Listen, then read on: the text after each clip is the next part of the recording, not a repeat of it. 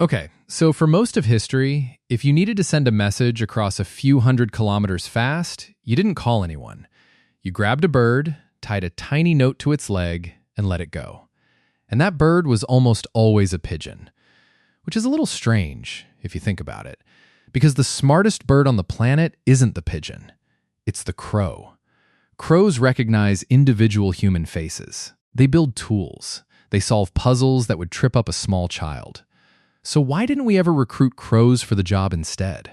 Why pigeons, and not the genuinely brilliant bird flying around the exact same skies? Turns out, the answer isn't that crows were unavailable or that nobody ever tried. It's about something much stranger. What domestication actually costs an animal, biologically, and why that cost was something one species could easily afford and the other absolutely could not. Let's start with the pigeon, because its rise to messenger status is basically an accident of architecture. The wild ancestor of every messenger pigeon alive today is the rock dove, a bird that naturally nested on cliff ledges and picked its seeds out in open country. Then humans started building things: stone temples, brick city walls, flat rooftops with convenient ledges everywhere. To a rock dove, that's just an artificial cliff, and it usually came bundled with a bonus: grain stores sitting right nearby. Ancient records from Mesopotamia, dating back roughly 5,000 years, describe organized pigeon-keeping operations inside temple complexes. By the time of the Roman Empire, pigeons were being raised for meat, for religious ceremony, and increasingly for one very specific talent: their homing ability. A single bird could be released more than 1,000 kilometers from home, dropped into completely unfamiliar territory, and still find its way back to the exact right rooftop, on the exact right street, in a sprawling ancient city. That skill turned pigeons into military technology, essentially overnight by historical standards. For something like 3,000 years, from ancient Persian commanders all the way to intelligence officers crouched in the trenches of the First World War, pigeons carried messages that genuinely mattered: troop positions, coordinates, desperate warnings, because nothing else available at the time moved information that fast, that reliably, across that kind of open distance. No horse could outfly a pigeon in a straight line. No signal fire could carry a written coordinate.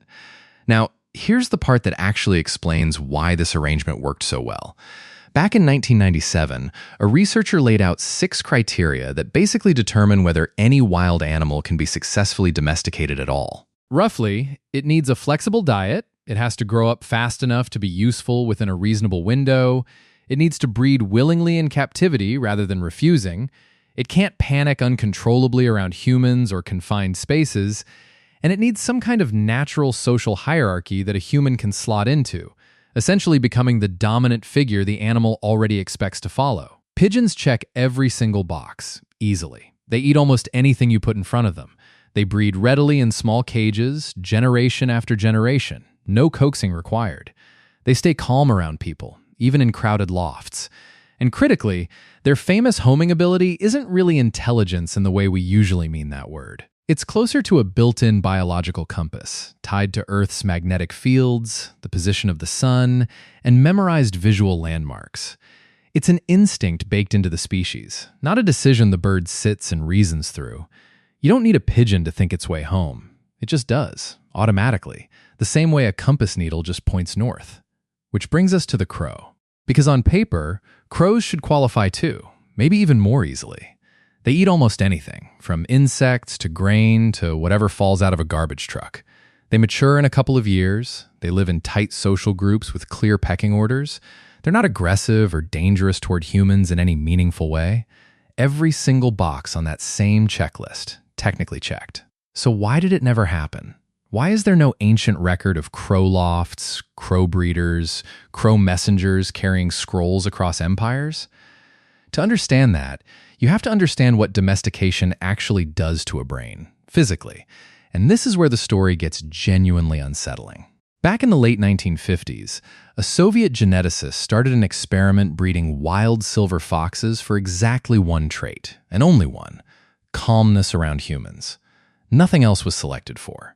Just, out of each new generation, which foxes reacted the least fearfully when a person approached. Within only a handful of generations, those foxes were behaving almost like golden retriever puppies, tails wagging, whimpering for attention, actively seeking out affection instead of fleeing.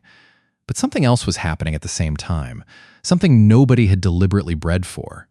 Their ears started drooping instead of standing upright. Their tails curled upward. Patches of white and brown fur appeared where wild silver foxes never show them. Their skulls got measurably shorter. Their snouts became more compact. And their brains, quite simply, got smaller. This isn't unique to foxes, either. It shows up across basically every domesticated species humans have ever produced. Domestic sheep have brains roughly a quarter smaller than the wild mountain sheep they descend from. Domestic pigs have lost something like a third of their brain mass compared to wild boar, a full third of the cognitive hardware their ancestors once relied on just to survive. Even dogs, arguably our most successful domestication story of all time, are running with brains around 20% smaller than the wolves they came from. Researchers now call this entire cluster of changes domestication syndrome, and the leading theory ties it back to how a specific population of cells behaves very early in embryonic development. Cells that eventually shape the adrenal glands, the cartilage in the ears, patches of pigmentation, and crucially, parts of the brain tied to stress response and threat detection. Select an animal for calmness, generation after generation, and you appear to be accidentally selecting for a smaller, less vigilant, less reactive brain right alongside it. Nobody has found a clean way to get the tameness without also getting the cognitive discount that seems to come attached to it. For a pigeon, that trait barely registers as a cost at all. Its wild ancestor was never relying on complex reasoning to survive in the first place. It was relying on decent eyesight, a strong flight instinct, and that built-in magnetic compass. None of that machinery requires much raw brain power to begin with, so losing a little cognitive edge in captivity costs the species almost nothing in practical terms. A slightly less sharp pigeon still finds its way home just fine. For a crow, that exact same trade would be catastrophic, and not in a vague or exaggerated way, genuinely catastrophic to the species' entire survival strategy. Crow intelligence isn't a fun trivia fact to toss around. It is the survival strategy, full stop. Consider a crow named Betty, tested in a lab at Oxford, who was handed a straight piece of wire and shown a narrow tube with a small bucket of food sitting at the bottom, just out of reach. She had never seen wire before that day. She'd never watched another crow solve anything like it. Within moments, she bent the wire into a hook using her beak and one foot braced against the table, lowered it into the tube, and pulled the food straight out. Or take a wild-caught crow in a New Zealand laboratory, presented with an 8-step puzzle box, retrieve a short stick from one compartment, use that stick to extract a stone from a second box, drop the stone onto a small seesaw platform to release a longer stick from a third apparatus, then finally use that longer stick to reach food sealed in a transparent final compartment. 8 separate, interlocking steps, each one only possible after correctly finishing the last. The crow completed the entire sequence correctly on its very first attempt. No trial and error, no false starts. New Caledonian crows, a species living on a small cluster of islands in the South Pacific, actually manufacture tools in the wild rather than just using found objects, cutting strips from the barbed edges of specific leaves and shaping them into hooked implements for pulling grubs out of tree bark. Different island populations produce tools with distinct regional designs, and young crows learn their local style by watching older birds work, the same way a human craft tradition gets passed down. In Tokyo, crows have figured out how to place walnuts on pedestrian crosswalks, let passing cars crack the shells, and then time their retrieval to the safety of the red light. In parts of England, crows have been filmed dropping bread crusts onto pond water as bait, waiting patiently for a fish to rise, then striking. That's tool use, patience, and cause and effect reasoning, chained together on purpose. And it gets stranger still on the social side. Researchers in Seattle once captured and briefly handled a small group of crows on a university campus while wearing distinctive rubber masks. Years later, crows that hadn't even hatched yet during that original capture were still diving and scolding anyone spotted wearing that exact mask, because older crows had apparently taught the newcomers, socially, who the dangerous face belonged to. When a crow dies, others gather above the body in what researchers now call a kind of funeral, cawing for 15 or 20 minutes, seemingly gathering information about what killed it and who was nearby, information the group then appears to carry forward and act on for weeks afterward. Some crows even bring small, unprompted gifts to specific humans who reliably feed them. Buttons, beads, shiny scraps of metal, a kind of voluntary social exchange no one trained them to perform. None of that survives the domestication trade-off. Strip away the sharp threat detection, the long memory, the social learning, the tool-making tradition passed between generations, and you're not left with a friendlier, more convenient crow. You're left with a duller bird that has lost the one thing that made it successful as a species in the first place. And in a world still full of sharp, fully capable wild crows watching the same rooftops, that duller, domesticated lineage would simply get outcompeted at every turn, every food source, every threat, every environmental shift, and pushed toward extinction within a few hundred generations at most.